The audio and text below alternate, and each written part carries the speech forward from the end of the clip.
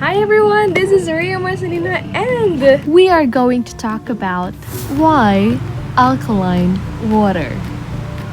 studies show that alkaline water can benefit persons with high blood pressure, diabetes, and high cholesterol.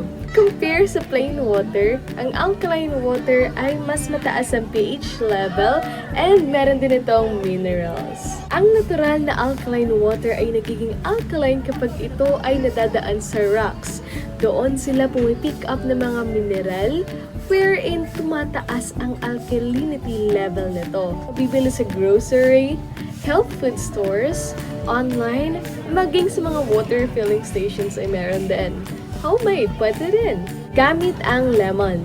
Lemons are acidic pero meron itong angking mineral na makakapag-create ng alkaline byproduct once na i-digest and metabolized.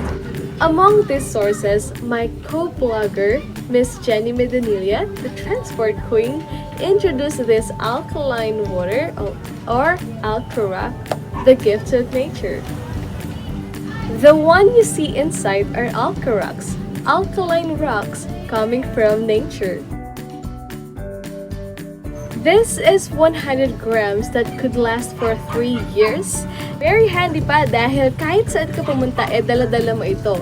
Lalo na sa mga travelers, hikers na walang mabibilhan ng alkaline waters daan like me, and on the go ka na ulit. I've been using this since March 2020 hanggang ngayon. And it costs only 1,000 pesos. I'm a kind of person na meticulous when it comes to what I'm drinking and what I'm eating. Ang ALKAROCK ay pumasa sa Physical and Chemical Test Analysis sa Boyer Environmental Water Testing Laboratory.